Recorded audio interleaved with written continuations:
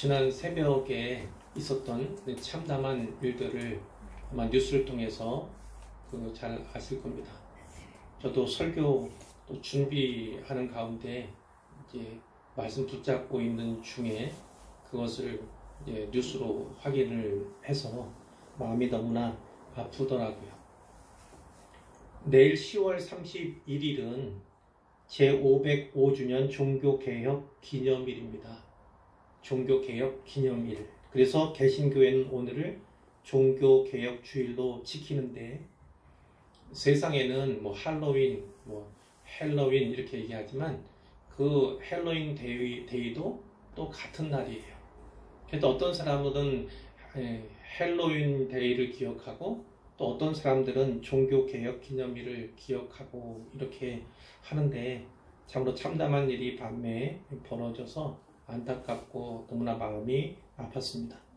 그래서 제가 그 헬로윈 데이에 대해서는 언급을 하지 말아야겠다. 왜냐하면 많은 사람들이 혹여나 무슨 정죄감을 또 주거나 이런데 동참할 필요는 전혀 없겠다 해서 사실은 설교를 또 많이 수정을 했습니다. 종교개혁 운동은 1517년 10월 31일에 마르틴 루터에 의해서 시작이 되었습니다. 당시 가톨릭 교회는 아주 심각하게 부패해 있었어요. 썩은 내가 진동할 지경이었습니다. 그 부패의 절정에 무엇이 있었는가? 바로 잘 아시는 면죄부가 있습니다. 혹은 면벌부 이렇게도 이야기하는데, 죄를 면해준다, 벌을 면해준다 이런 거죠. 마치 부라는 것은 그 부적부자입니다. 그와 같이 생각하시면 됩니다. 면죄부 자체도 문제였지만 그 면죄부의 판매 방식이 더 큰 문제였습니다. 독일의 경우에, 루터가 독일 사람이거든요. 이게 독일의 경우에 푸거라고 하는 가문이 교황을 대신해서 면죄부 판매를 위탁받았습니다. 판매액의 3분의 1을 이 가문이 차지한 거예요. 그러니까 면죄부 판매하면 그 금액의 상당 부분을 자기들이 수입으로 가질 수 있으니까 이들이 얼마나 그 판매에 열을 올렸겠습니까? 그들이 이렇게 홍보했어요. 면죄부를 산 돈이 짤랑거리면서 금고에 떨어지는 바로 그 순간, 면죄부를 구입한 자의 죄뿐만 아니라 죽은 너희의 부모 죄도 다 사해진다. 이렇게 과대 광고를 했습니다. 면죄부가 마치 천국에 이르는 통행증이라도 되는 것처럼 그렇게 홍보를 했습니다. 마르틴 루터는 가톨릭 교회의 사제였어요. 그리고 대학 교수였습니다. 교회 부패에 비분강개했던 루터는요, 505년 전 이날 자기가 심호하고 있는 비텐베르크 성당 문에 95개조로 이루어진 반박문을 게시합니다. 그 중에는 면죄부 판매를 비판하는 내용도 담겨 있었죠. 처음에 이 반박문은 주목을 그리 받지 못했어요. 하지만 구텐베르크의 인쇄술이 발명된 덕분에 이 반박문은요, 독일을 전역을 넘어서 전 유럽에 신속하게 보급이 됩니다. 아시다시피 우리나라 고려의 금속 활자 발명이 구텐베르크의 그것보다 더 빨랐습니다.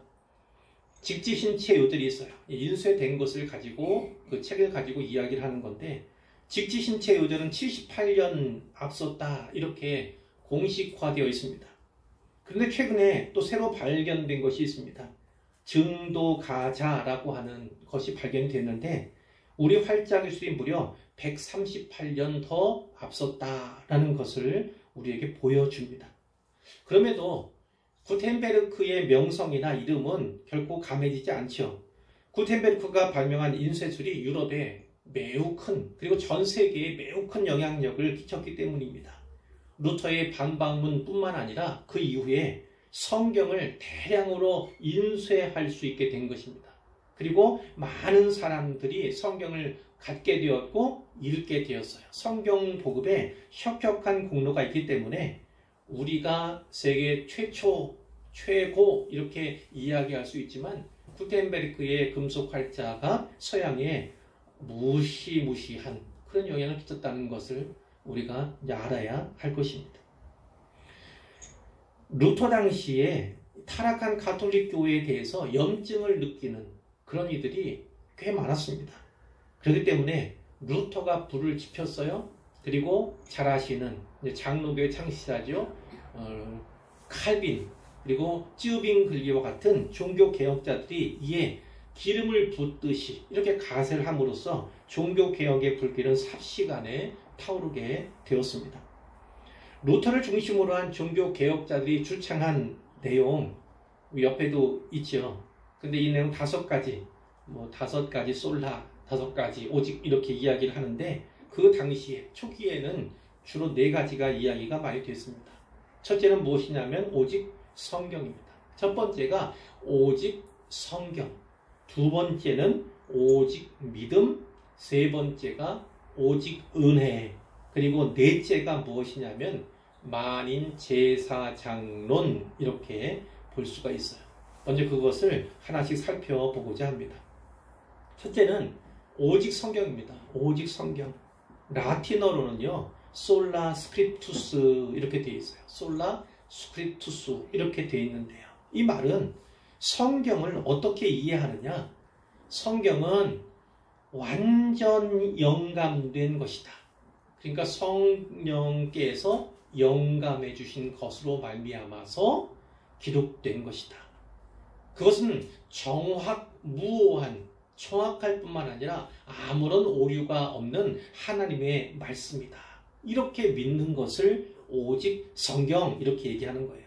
뿐만 아니라 오직 성경만이 우리의 신앙과 우리의 행위의 기본이 된다. 이러한 믿음을 갖는 것을 말하는 것이죠. 로마 가톨릭 교회는요. 교황이 성경 위에 있습니다. 성경 위에 있어요. 이 루터 당시뿐만 아니라 오늘날도 그렇습니다. 가톨릭 교회에서는 교황이 성경 위에 있다. 뿐만 아니라 전통이 성경 위에 있습니다. 그러니까 일반적으로 말할 때 개신교, 우리 개신교는 성경 중심이라고 말하고 이 가톨릭은 전통 중심이다. 이렇게 말을 하곤 합니다. 이 로마 가톨릭 교회는 우리가 정경으로 삼고 있는 66권 외에 추가된, 첨가된 다른 성경들을 가지고 있는 종교예요. 그러나 종교 개혁자들은요, 그것을요, 인정할 수 없었습니다. 그들이 갖고 있는 성경 일부를 인정하지 않을 뿐만 아니라 교황도 전통도 결코 성경 위에 있어서는 안 된다. 성경 위에 있는 어떤 권위도 인정할 수 없다. 이렇게 주장한 것이 종교 개혁자들이었던 거예요. 그러니까 교황도 그렇고 그리고 왕도 그렇고 누구라도 다 성경의 권위 앞에 절대 복종해야 한다. 이러한 신념을 가졌던 것이 바로 종교개혁주의자들이었던 겁니다. 우리 교단 교회법에 보면 신조체 1조에 이렇게 되어 있어요. 신구약 성경은 하나님의 말씀이며 신앙과 본분에 대하여 정확무오한 유일한 법칙이다. 이렇게 밝히고 있는데요. 그러니까 우리의 생활도 우리의 신앙도 결국은 성경 중심, 성경을 기준으로 하여서 살아가야 한다. 행해져야 한다. 이렇게 분명히 깨달아야 하는 것이죠. 오늘 본문에 나와 있는 것처럼 모든 성경은 하나님의 감동으로 된 것입니다. 교훈과 책망과 바르게 함과 의로 교육하기에 유익하지요. 그러니까 모든 신자들이 성경을 읽어야 하고 가까이 해야 하는 것 당연한 것입니다. 그런데 이 당시 가톨릭의 성경은 라틴어로 되어 있어요. 라틴어로. 우리가 이슬람 공부한 적이 있지 않습니까? 그런데 그들의 꾸란은 다 아랍어로 되어 있어요. 아랍어 외의 것은 번역할 수는 있지만 그 권위를 인정하지 않는다 이런 것인데 이 당시 가톨릭은 라틴어를 고수했습니다. 라틴어를 가장 권위 있는 언어로 이렇게 본 것이고 다른 거 번역하는 것도 탐탁지 않게 여겼고요. 루터 당시만 아니라 각 민족의 언어로 성경이 번역된 것은 아주 근래의 일입니다. 뿐만 아니라 번역 자체 문제가 아니라 강론이라고 해요. 강론. 우리는 설교하지만 거기 강론이라고 이야기하던데 강론도 라틴어로 했어요.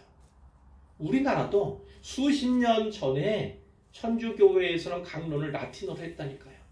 그런데 이 이태리로 뭐 유학을 갔다거나 아주 지식이 뛰어난 일부의 사람들 빼고는요, 라틴어 아는 사람이 얼마나 되겠어요.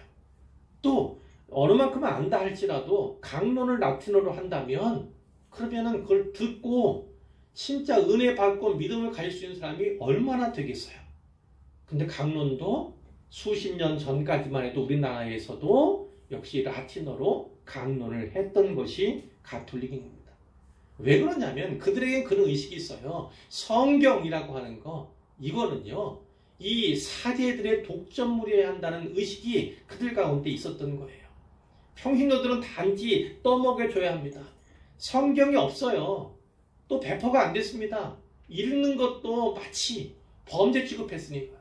그러니까 일반 평신도들이 성경 말씀을 가까이 하는 건 있을 수가 없는 것이고, 사제들이 그것을 독점함으로 말미암아 진짜 계급을 나누고자 했던 것이 이 카톨릭의 정책이었던 거예요. 종교 정책이 바로 그랬던 거예요. 근데 마르틴 루터가 어떻겠습니까? 성경으로 돌아가야 한다, 이런 주장을 합니다. 성경으로 돌아가야 한다, 역설을 한 거예요. 교황의 권위도 성경의 권위에 앞설 수 없다. 그리고 성경 외에 어떤 사람의 사상, 그것이 교황이든 혹은 그것은 문헌이든 우리 신앙의 표준이 될 수 없다, 이렇게 주장하게 된 거예요. 오직 성경만이 우리 신앙의 표준이 된다. 웨스트민스터 신앙 고백에 대해서 들어본 적이 있으실 거예요. 그 가운데 이런 구절이 있습니다.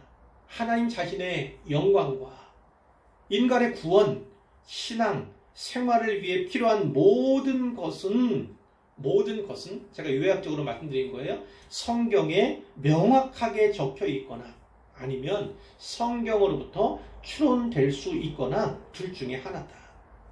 성경에는 새로운 계시에 의해서든 인간들의 전승에 의해서든 아무것도 추가될 수 없다. 추가해서는 안 된다. 이렇게 못 받고 있는 겁니다. 그러니까 우리 개신교의 모든 교회 그리고 우리 신자들의 생활 표준은 항상 성경이어야 한다. 그것을 꼭 기억하시길 바랍니다. 두 번째는 오직 믿음입니다. 오직 믿음.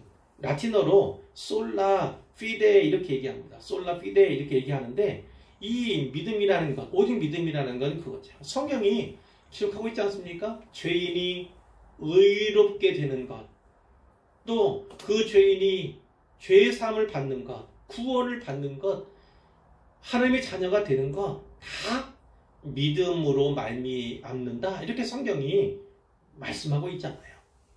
루터가 외치기 전에 이미 사도 바울이 그것을 외쳤습니다. 오직 의인은 믿음으로 말미암아 살리라. 오직 의인은 믿음으로 말미암아 살리라. 이렇게 말씀을 한 것이죠. 그러니까 다른 어떤 공로, 어떤 무언가를 쌓고 그래서가 아니라 오직 믿음으로만 구원받는다라고 하는 그 오직 믿음을 종교개혁자들이 외쳤던 겁니다. 인간의 어떤 공로가 필요한 것이 아닙니다. 어떤 고행이 필요한 것이 아닙니다. 오직 은혜, 오직 은혜, 그 은혜로 말미암은 믿음, 그것이 우리를 구원의 길로 인도한다는 것을 분명하게 말씀하고 있는 거예요. 구원을 얻기 위해서 면죄부나 면벌부를 살 필요가 없어요.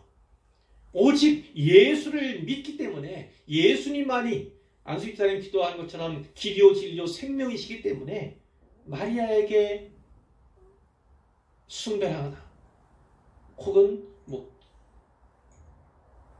경외하거나 이럴 필요가 전혀 없는 것입니다. 뿐만 아니라 신부 앞에서 고해성사라고 하죠. 우리는 하지 않지만 고해성사, 그것을 할 필요가 전혀 없는 거예요. 성지순례, 우리는 믿음을 견고히 하고 성경에 나오는 그 역사적인 현장을 둘러보고자 하는 그런 마음이지, 단지 성지순례를 통해서 그런 고행을 통해서 은혜를 받고자 하는, 또 구원받고자 하는 이런 믿음, 그것은 잘못된 것임을 우리가 알아야 하는 것이죠. 천주교에서는요, 이 선행을 많이 강조합니다. 그러니까 자선 사업을 많이 해야 한다 이렇게도 얘기하죠.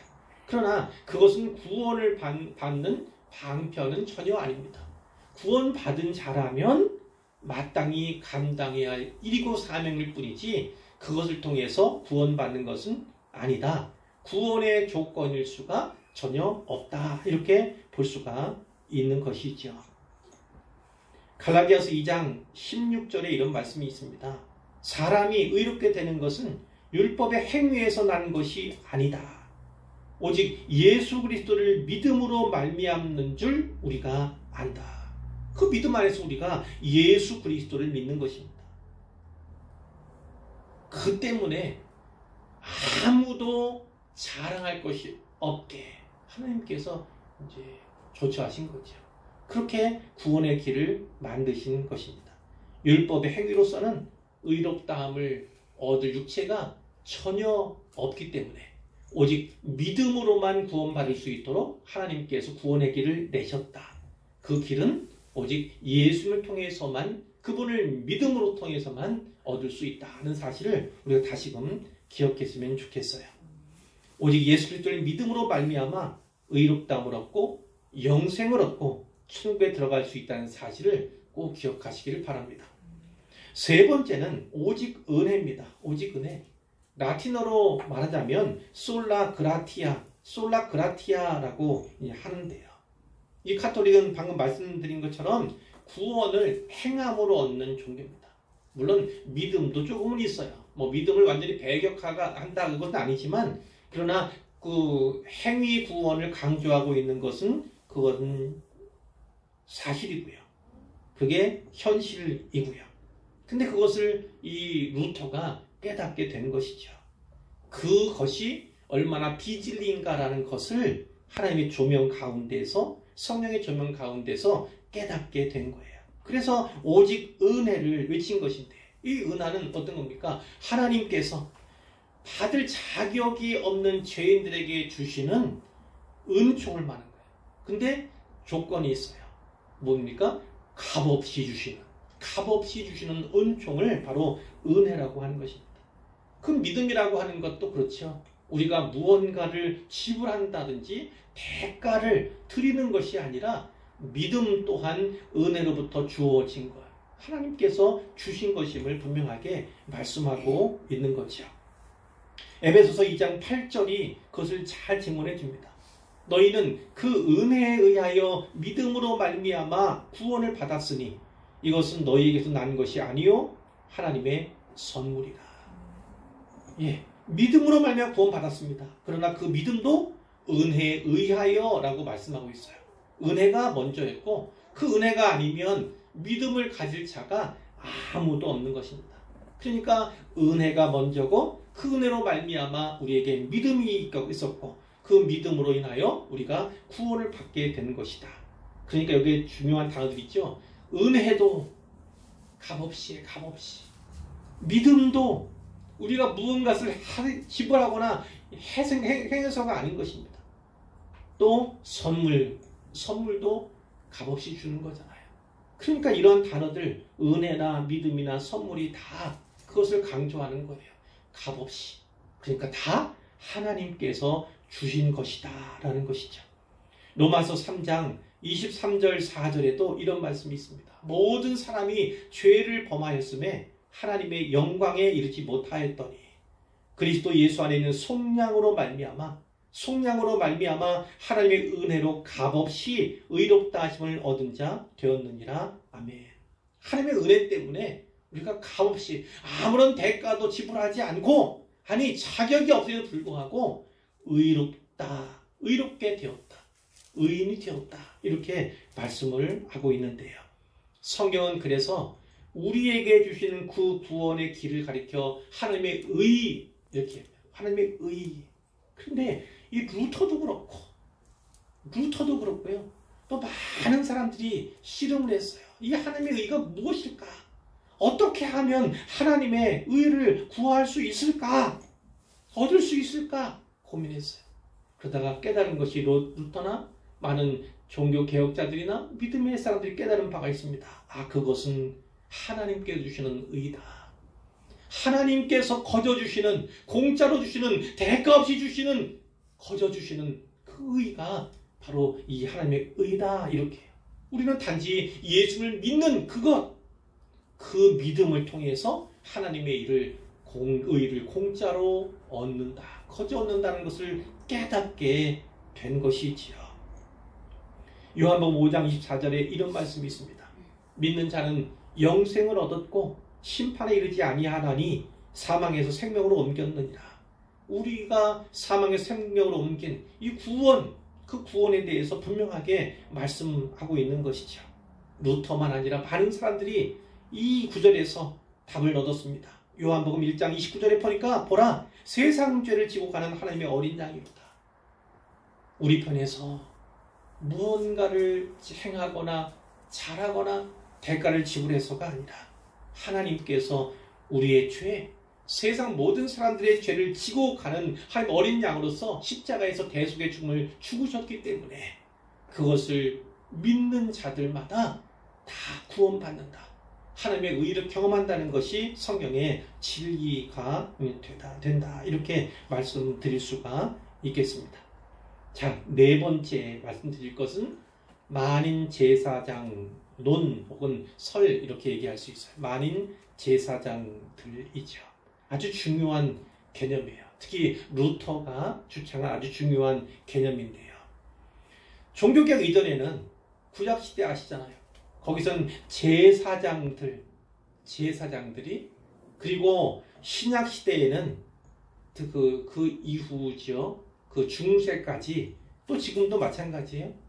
천주교에서는 교황이나 또 신부가 제사장 역할을 담당했습니다.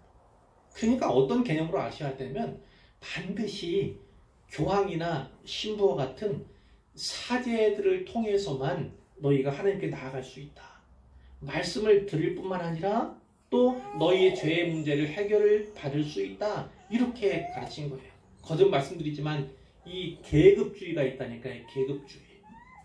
평신도와 이 사제 계급 가운데는요, 건널 수 없는, 넘을 수 없는 그 갭이 존재하는 거예요. 그것은 오늘날도 존재합니다. 오늘날도 역시나 그것이 가톨릭의 구조예요. 가톨릭의 체계이기 때문에 그들이 그것을 내려놓지 않습니다. 역시나 계급주의가 그 천주교회 안에 있게 되는 것인데, 그러나 우리가 잘 아는 말씀이 있잖아요. 베드로전서 2장 9절 말씀. 그러나 너희는 택하신 족속이요 왕같은 제사장들이요 거룩한 나라요 그의 소유된 백성이니. 이런 말씀이 있잖아요. 뭐라고 표현합니까? 너희는 왕같은 제사장들이다. 특히 제사장들이라고 분명히 말씀하고 있어요. 만인이, 모든 신자가 다 제사장이라는 겁니다. 제사장이 뭐예요? 누군가 중간에 구약의 제사장을 생각하면 이제 번제를 드려서 어떤 회개를 원하거나 어떤 문제 해결을 원할 때 예물을 갖고 오지 않습니까? 그것은 대개 짐승들, 가축들을 잡는 거예요. 실제로 그 가축들을 자기 손으로 잡는 거예요. 자기 손으로.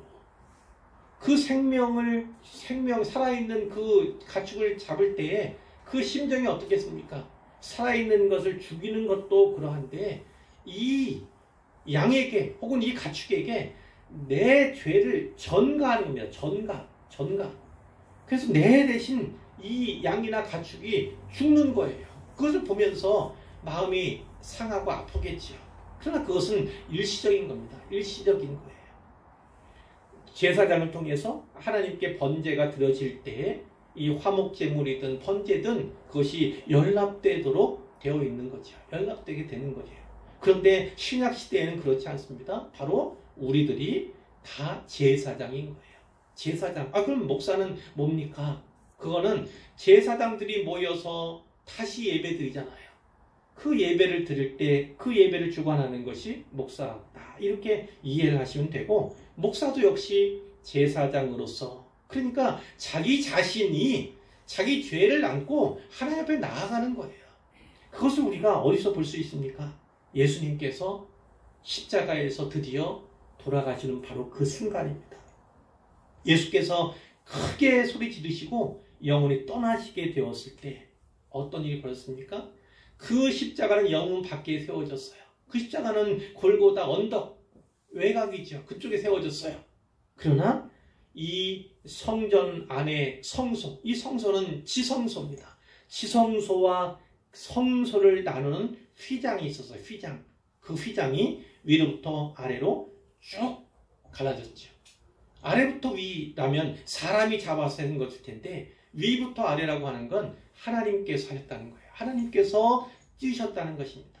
근데 성경은 뭐라고 말합니까? 그 휘장을 예수님의 몸, 그리스도의 몸 이렇게 분명하게 말씀하고 있어요. 휘장이 찢어져서 둘로 나뉘었습니다. 둘로 나뉘었다는 것이 어떤 의미입니까? 이제 지성소에도 누구든지 들어갈 수 있게 되었다는 것을 말하는 거예요. 믿음을 가진 자라면, 하나님의 은혜로 말미암아 믿음을 가진 자라면 그 지성소에 누구든지 담대하게 들어갈 수 있다는 것을 말씀하고 있는 거예요. 전에는 그 자리에 누구만 갔습니까? 제사장들이 다 들어간 게 아니에요. 대제사장들만 1년에 딱 한 번 거기에 들어갈 수 있었고요.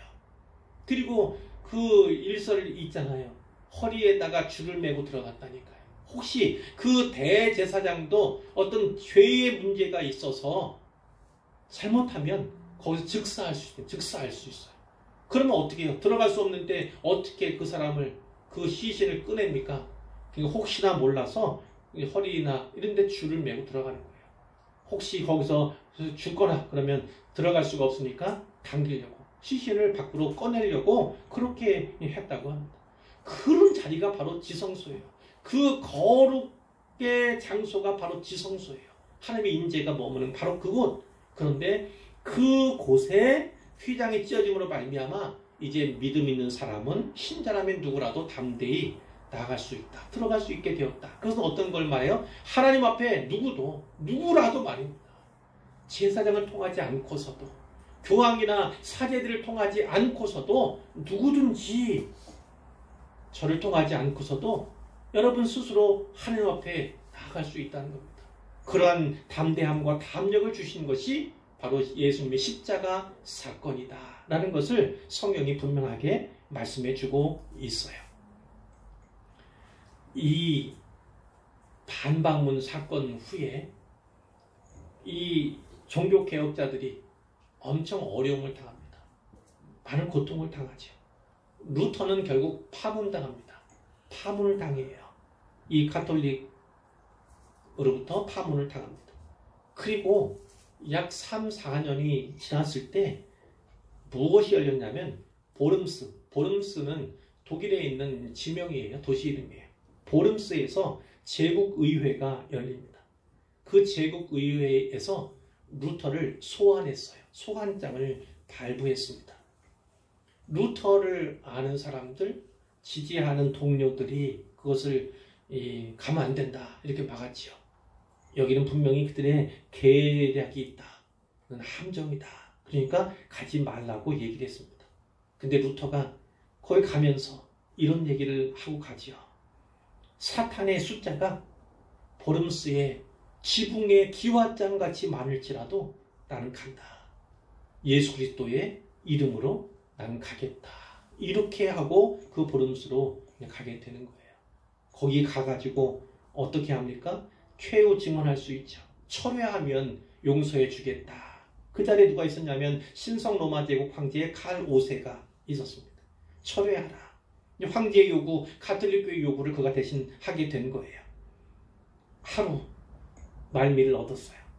그리고 루터가 다음 날에 드디어 이야기를 하죠. 개혁은 철회할 수 없다. 그것을 거부하는 것입니다. 거부해요. 천주교회에서 파문을 당한다는 건 특히 그가 사제였어요. 그 사제가 파문당한다는 건 참으로 끔찍한 일이에요. 그 당시의 관념으로는. 그러나 이 루터는 담대했고요. 그 이후에 계속해서 고통을 당하는데 그 가운데 아까 우리가 부른 찬송가가 있지 않습니까? 내 주는 강한 성이요 방패와 병기 되시니. 종교개혁주일에 주로 부르는 이 찬송인데 바로 이 시점에 이 루터가 작사하고 작곡한 곡이 바로 이 찬송입니다. 마귀가 들끓어서 우리를 갖다가 삼키려 하지만은 그러나 우리를 대신에 싸우는 분이 있다는 것입니다. 예수 그리스도께서 대신 싸워주신다는 것. 우리는 분명히 승리할 것에 대해서 거기에 다 담고 있죠. 그런 내용들을 담고 있는 것. 그러니까 이 종교개혁가들이 이 가톨릭에 대항해서 일어났을 때 그들이 얼마나 큰 고통과 어려움과 고난을 당했는가, 그것을 우리가 역사적으로 살펴볼 필요가 있고요. 이 종교개혁 이 505주년을 맞는 이 시점에서도 종교개혁이 과연 우리에게 어떤 의미가 있는가, 진짜 우리는 성경 중심으로 사는가, 진짜 믿음을 갖기 위해 추구하는가, 그리고 또 그것을 하나님의 은혜로 보는가. 만인 제사장론이 이제 우리의 현실이 됐고 우리에게 감격의 어떤 내용이 되었는데, 진짜 만인 제사장론을 주창했던 그 심정을 가지고 하나님 앞에 담대히 가까이 나아가는 삶을 살고 있는가, 이것을 분명하게 또 자문하고 자답해 보아야 할 것입니다. 자, 오늘 본문 말씀 디모데후서 본문으로 잡았는데요. 그 말씀 잠깐 살피고 성령의 능력에 대해서, 성경의 능력에 대해서 잠깐 나눈 후에 말씀을 마치도록 하겠습니다. 자, 3장 14절에 보니까 너는 배우고 확신한 일에 거하라. 사도 바울이 그 제자인 디모데에게 주신 말씀이에요. 디모데는 지금 에베소 교회에서 목회하고 있는 목사입니다. 그 목사인데 나이가 어려요. 나이가 어려요. 근데 이 에베소 교회, 그 당시에 교회들이 다 그랬지만 이 거짓 교사들이 들어와서 교회를 진짜 막 흔들어대고 있었어요.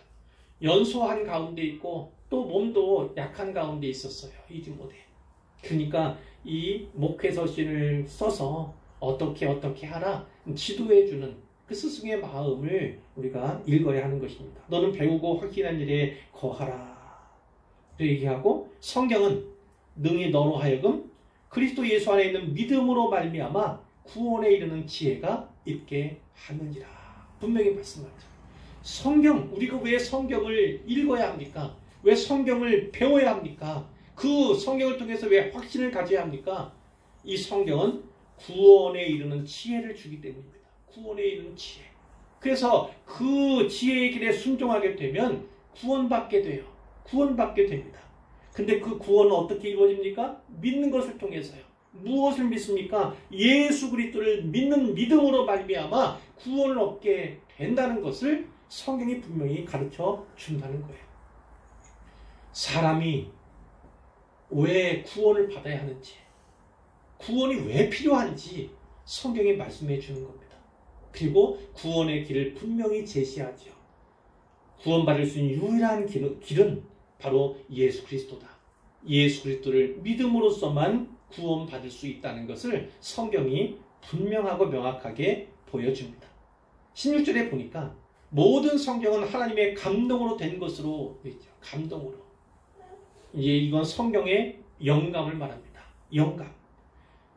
사람이 이 성경을 기록했어요. 기록한 사람은 분명 인간 저자입니다만 하나님께서 다양한 인간 저자들을 사용하셔서 그들로 하여금 기록하게 하셨다는 거예요.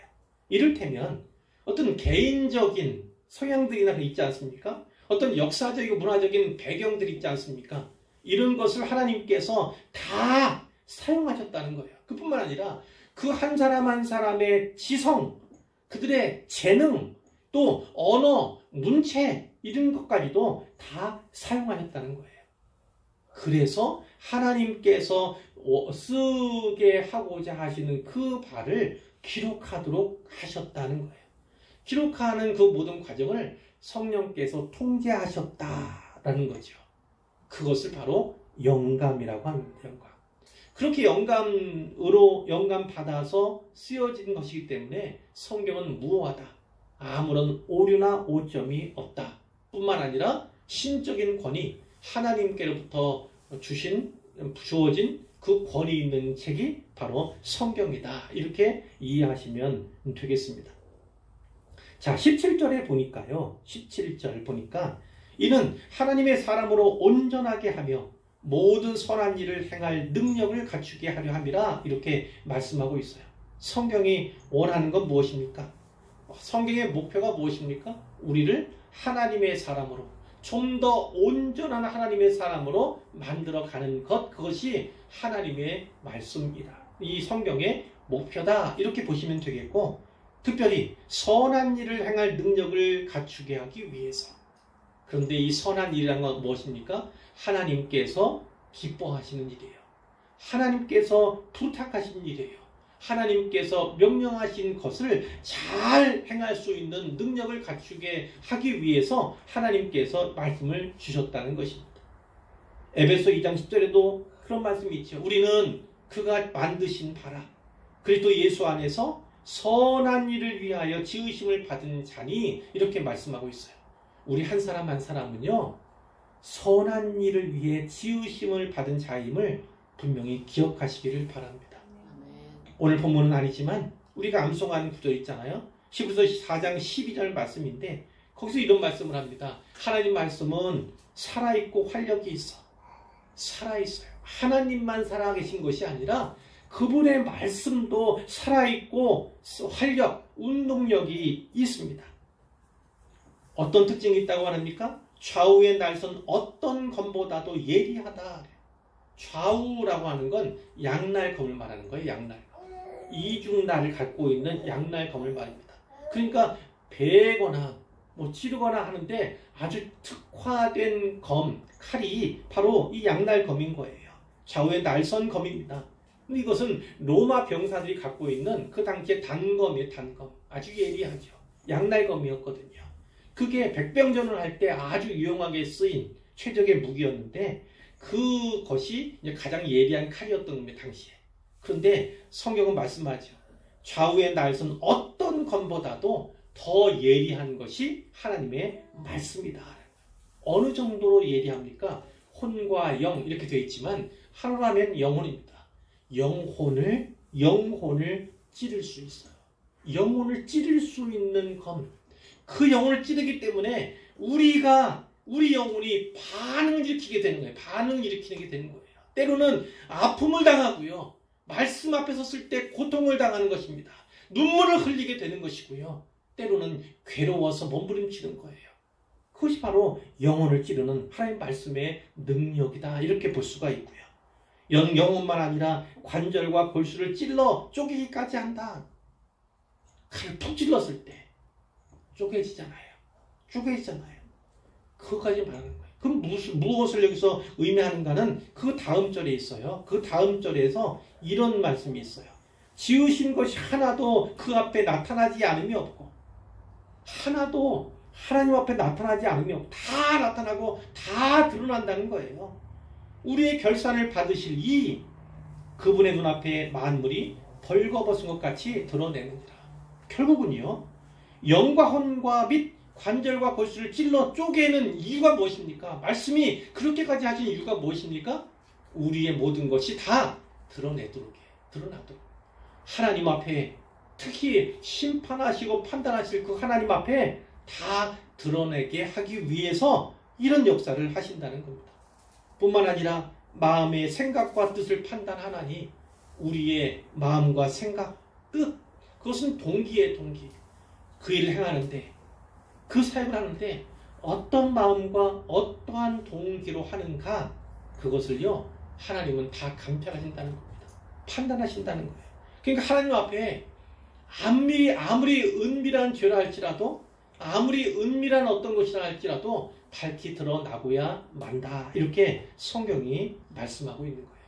그런 역사가 바로 하나님 말씀 성경을 통해서 우리에게 주어진다고 분명하게 말씀해 주시는 것이죠. 그뿐만 아니라 하나님 말씀은 어떤 말씀입니까? 예레미야 23장 20절에 보니까 내 말이 불같지 아니하냐, 바위를 쳐서 부서뜨리는 방망이 같지 아니하냐, 이런 말씀이 있어요. 때로 하나님의 말씀은 불같이 역사하고 또 무서운 방망이처럼 역사하는 그런 경우가 있고요. 또 요한복음 보니까 내가 너에게 이른 말은 영이요 생명이라 이렇게 되어 있어요. 그러니까 예수님의 말씀, 하나님의 말씀은 곧 생명의 말씀이다 이렇게 볼 수가 있고요. 그 생명의 말씀을 듣고 읽지 않으면 그 생명을 제대로 보존하거나 유지하기가 어려운 것이죠. 또 우리가 잘 아는 말씀 에베소서 6장 17절에 그런 말씀이 있지 않습니까? 하나님의 전신 갑주 얘기를 쭉 하면서 그 마지막에 무엇을 합니까? 성령의 검을 가지라고 말씀하는데 그것을 곧 하나님의 말씀이라고 합니다. 그러니까 성령의 검과 같은 말씀이에요. 싸울 때 앞에 있는 것들은 다 방어무기, 다 방어예요. 그런데 이 하나님의 말씀은 검입니다. 그것은 유일한 공격용 무기예요. 무엇을 알아야 합니까? 우리의 싸움은 육에 속한 것이 아니잖아요. 혈에 속한 것이 아닙니다. 세상 권세자들과 그 영들과 싸우는 거예요. 영들과. 그렇기 때문에 그 말씀이 없이는 그들과 싸울 수도 없고 그들을 제어하거나 물리칠 수가 없는 것인데 이 하나님의 말씀을 갖는다는 게 얼마나 중요한가를 말씀하고 있어요. 그러기 위해서는 분명한 진리로서의 말씀을 가져야 하는 거예요. 거짓된 거, 이단 사설, 이거는요. 이럴 때 아무 역사가 없어요. 인생의 고난을 당하거나 영적인 싸움을 할 때 이단 사설은 아무런 능력도 발휘하지 못합니다. 그러나 하나님 말씀, 진리의 말씀은요. 이김을 주시고 우리에게 자유함을 주시는 말씀이 바로 하나님 말씀이에요. 바로 이 말씀으로 싸워야 합니다. 그러기 위해서는 어떻게 해야죠? 말씀을 잘 알 뿐만 아니라 늘 강조하지만 말씀을 암송해야 합니다. 암송해야. 꿈속에서도 마귀가 나를 쥐어들 때가 있잖아요. 그럴 때라도 꿈 가운데서 선포할 수 있는 말씀이 있어야 한다는 거예요. 결국은 암송하고 있는 말씀이 꿈속에서도 역사할 뿐만 아니라 현실 가운데 어떠한 도전, 언제, 어디서 그 사탄의 도전이 있을지 어떻게 합니까? 그럴 때 암송한 말씀이 있게 되면 그 말씀으로 말미암아 싸우게 되는 거예요. 그러면 물리칠 수가 있는 거예요. 그만큼 성경을 암송하는 것이 너무나 중요한 거죠. 베드로전서 1장 23절에 너희가 거듭난 것, 거듭남은 중생 아닙니까? 거듭난 것은 썩어질 시로 된 것이 아니요 썩지 아니할 시로 된 것이다 하면서 무슨 말씀하죠? 살아있고 항상 있는 하나님 말씀으로 되었느니라. 거듭나고 충성한 것은 결국 하나님 말씀으로 말미암은 거예요. 그 말씀이 선포될 때, 또 말씀을 읽을 때 그것이 믿어지게 되고 그 안에서 하나님의 역사, 은혜의 역사가 일어나게 되면 믿음을 갖게 되는 거예요. 전에는 전혀 이게 무슨 책이지, 이게 무슨 내용이지 허황되게 여겨지고 얼토당토않게 여겨지던 그 구절이 어느 날은요 그대로 믿어지는 거예요. 그 믿어지는 것이 바로 은혜이고 그 믿음을 통해서 우리가 거듭나고 충성할 수 있다. 성경이 분명히 말씀하고 있는 겁니다. 자, 이제 결론이에요. 오늘은 제 505주년 종교개혁 일입니다. 내일이죠. 오늘은 주일로 지키는 것이고 505주년이에요. 네 가지를 기억하십시오. 오직 성경, 오직 믿음, 오직 은혜, 그 또 한 가지 뭡니까? 만인제사장론입니다. 만인제사장론. 이것이 초기에, 그 당시 초기에 주어졌던 또 그들에 의해서 주창되었던 이 네 가지인데 그것을 잘 보시길 바라고 그 첫 번째가 무엇입니까? 오직 성경임을 늘 기억하십시오. 이 종교개혁의 열매 가운데 가장 큰 것이 무엇이냐면 성경을 우리에게 가까이 할 수 있는 기회를 제공했다는 거예요. 독점적으로 사제들에게만 주어졌던 읽기도 보기도 금지되었던 그것을 이제 하나님의 은혜로 말미암아 모두가 소유하게 되고 모두가 가까이 할 수 있는 기회가 주어진 것은 곧 종교개혁 때문이었다는 것을 우리가 알아야 하는 것이죠. 그러면 이런 도전을 우리가 받을 수 있어요. 그러면 여러분은 그 귀한 하나님 말씀 앞에 얼마나 많은 시간을 드리고 있습니까? 읽는 시간, 혹은 쓰는 시간, 그리고 배우는 시간, 공부하는 시간, 암송하는 시간, 묵상하는 시간, 얼마나 많은 시간을 그 말씀을 위해서 쓰고 있습니까? 성경은 규칙적으로 읽어야 합니다. 내가 좋아하는 성경, 내가 좋아하는 구절만 아니라 전체 모든 성경을 꾸준하게 규칙적으로 다 읽어야 합니다. 그러기 위해서는 계획에 따라서 해야죠. 우리가 새벽기도 본문이 주보에 나가 있잖아요. 사실은 그 말씀들을 계속 따르다 보면 이제 그 공부 자체도 약 2년여 만에 다 일독을 하게 되는 거거든요. 그런 체계가 돼 있어요. 그러니까 어떤 것이든지 꼭 기록하면서 체크하면서 하셔야 되고, 우리가 드리잖아요. 성경 일기표. 그것도 읽고 꼭꼭 체크를 하면 그럼 내가 빠뜨리지 않고 전체적인 성경을 다 읽을 수 있게 되는 거죠. 그러니까 시간을 할애하고 늘 계획성 있게 성경을 가까이 하는 그런 계획을 세우라는 것이고요. 그리고 늘 그래야 합니다. 하나님 말씀 앞에 내 자신이 서는 훈련을 늘 해야 합니다.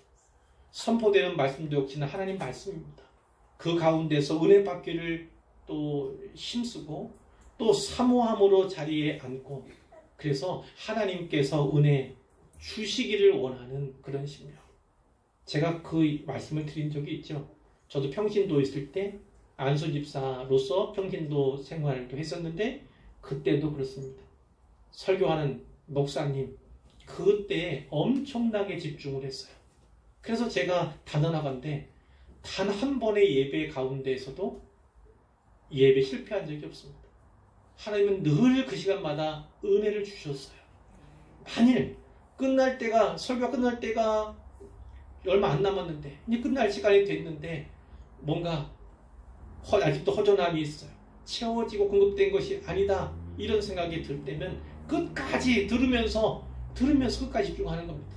사모함으로 하나님 저에게 말씀을 주십시오. 저에게 은혜를 주십시오. 갈급해요. 그러면 놀라운 것은 그 목사님의 마지막 멘트 통해서 은혜 받은 적도 많이 있습니다. 하나님은 사모하는 자를 만족시켜 주세요. 말씀을 사모하면요, 말씀을 통해서 분명히 은혜를 주시는 것입니다. 그러니까 말씀을 항상 가까이 하시길 바라고, 특히 우리가 추수감사를 맞아서 잠언 필사도 시작했는데 동참해 주시기를 바라고, 또 매주 주보에 나가지요 암송 구절이 있는데 단 한 구절이라도 꼭 암송하시기를 바라고, 뿐만 아니라 매일 성경 제시되고 있는 본문을 또 읽으시기를 바라고 공부하시기를 바랍니다. 그 말씀을 가까이 하는 것, 그것이 종교개혁이 우리에게 끼친 최고의 유익이라는 사실을 분명히 기억하시고 말씀 앞에 늘 가까이 나아가는 우리가 되기를 간절히 소원합니다.